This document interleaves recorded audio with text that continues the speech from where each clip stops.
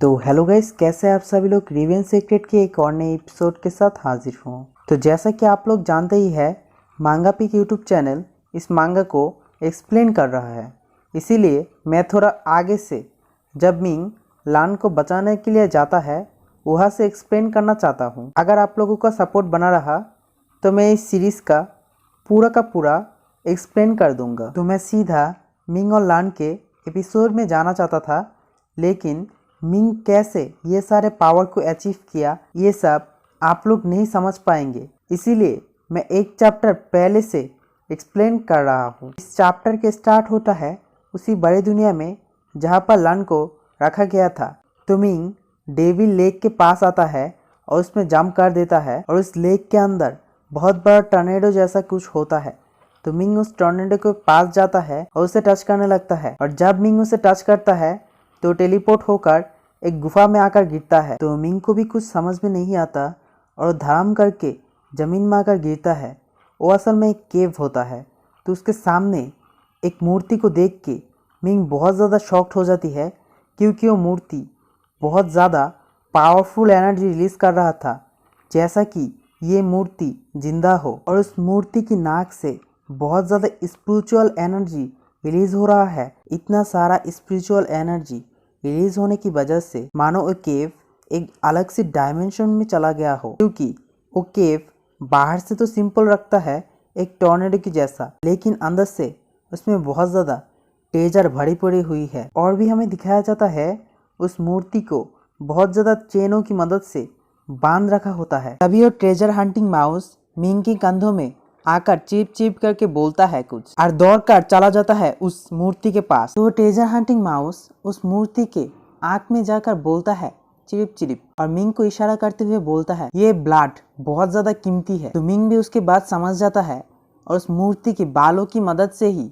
उसके अंदर थोड़ा सा क्रैक करता है और एक बॉटम के अंदर उसका सारा का सारा ब्लड ले लेता है। तभी बाई भी कहता है ये ब्लड आपकी ड्रैगन कल्टिवेशन में बहुत ज़्यादा मदद करेंगे। आप जब शेयर बॉय के अपीयरेंस में आएंगे तब ये वाला ब्लड बहुत ज़्यादा काम आएंगे। तो तभी मिंग की ट्रेजर हंटिंग माउस वहाँ से भाग जाता है और चिरिप चिप करके उसके कान के अंदर घुस जाता है। तो मिंग भी इसे देख के उसे रोकने के लिए आगे बढ़ता है और बोलता है वहाँ पर मत जाओ, जल्दी से बाहर आ जाओ। तो मिंग भी उस मूर्ति के कान में चला जाता है और तभी वहाँ से वो ट्रेजर हंटिंग माउस चिरिप चिप करके बाहर निकल आता है और मुंह में एक सुई जैसा कुछ लेकर आती है और वो मिंग को दे देता है। तो मिंग इसे उठा के बोलता है ये तो जस्ट एक सुई है, मैं इसका क्या करूँगा, लेकिन अगर तुम मुझे दिया हो तो मुझे लगता है ये बहुत ज़्यादा स्पेशल होगा मेरे लिए। तो हमें नेक्स्ट सीन दिखाया जाता है मिंग उस मूर्ति के पास खड़े होकर बोलता है मैं कैसे इस स्पिरिचुअल एनर्जी को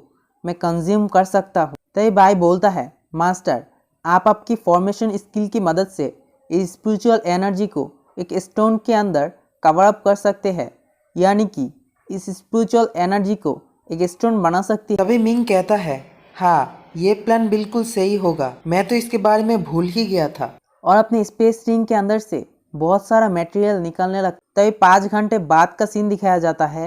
वो एक फॉर्मेशन बना लिया था जहाँ पर वो सारे का सारा स्पिरिचुअल एनर्जी खींचते हुए उस फॉर्मेशन के अंदर चला जाता है। तो यहाँ पर मिंग ने सभी के सभी स्पिरिचुअल एनर्जी को एक स्टोन में कन्वर्ट कर देती है और बाई से बोलता है बाई, इसकी मदद से मैं क्या कर सकता हूँ, ये तो एक टॉप ग्रेड की स्पिरिचुअल स्टोन लगता है, इसको अगर मैं मार्केट में बेचूँ तो कितना प्राइस आ सकता है।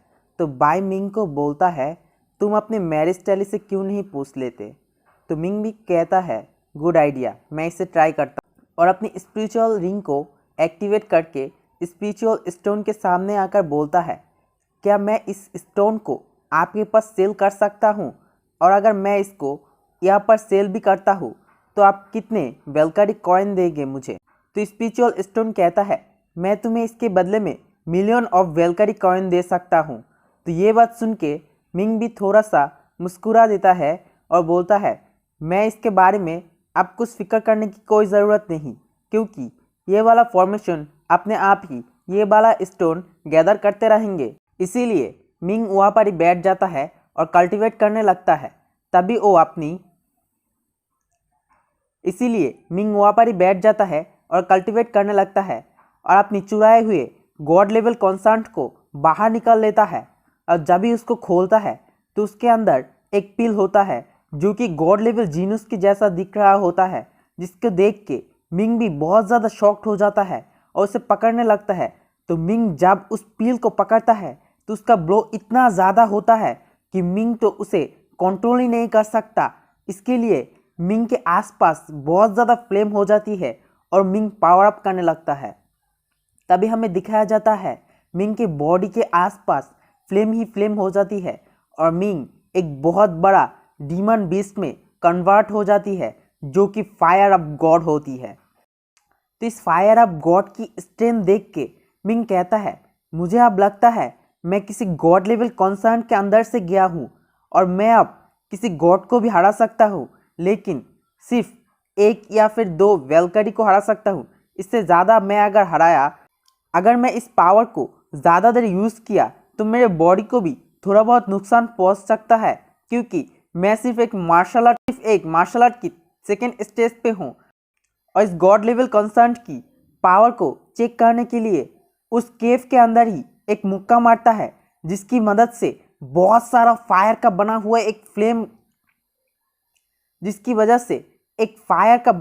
फ्लेम पंच उस दीवार में जाकर गिरता है, जिससे कि वो दीवार में एक होल बन जाती है। तो बाई मिंग को कहता है ये वाला पावर बहुत ज़्यादा पावरफुल है, आपको इसे कंट्रोल में आना चाहिए। तो मिंग भी बाई के बात सुन के उसको कंट्रोल में करने लगता है। तो हमें दिखाया जाता है मिंग अपनी ओरिजिनल बॉडी में आ जाती है, लेकिन उसकी पावर वो वाली गॉड कॉन्सर्न के जैसा ही होता है।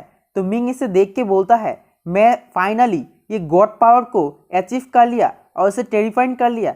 तो मिंग वहाँ पर ही कल्टिवेट करने लगता है और बहुत देरों के बाद इसको पूरी तरह से मास्टर कर लेता है। बाई कहता है यही सही वक्त है आप अपनी ड्रैगन रोल टेक्निक को भी मास्टर कर लीजिए। तो मिंग भी वहाँ पर ही बैठ के अपने ड्रैगन रोल टेक्निक को मास्टर करने लगता है और बहुत सारे स्टोन को भी यूज़ करता है जो कि वहाँ पर बन रही होती है। तो वहाँ पर बहुत सारे दिन कल्टिवेट करने के बाद मिंग अपनी बॉडी को हाई लेवल ट्रेजर बॉडी कर लेता है और उसके एनर्जी भी और उसके जो 3 गॉड सूत्रा है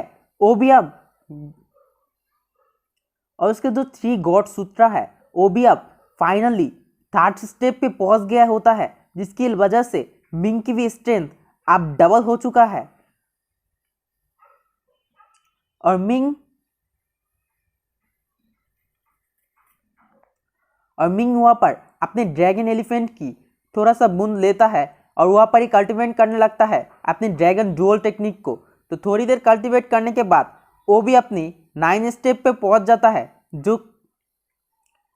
जिसकी मदद से मिंग तो बहुत ज़्यादा खुश हो रहे हैं, क्योंकि सिर्फ 7 दिन के अंदर ही मिंग बहुत ज़्यादा पावर को अचीव कर लिया था। तभी वो कल्टिवेट के स्टेज से उठता है और उस मूर्ति के पास जाता है, जहाँ पर देखता है बहुत सारे स्टोन वहाँ पर जमा हुआ होता है। तो मिंग उसको अपनी रिंग के अंदर ले लेता है और उस स्पिरिचुअल झील से बाहर निकल आता है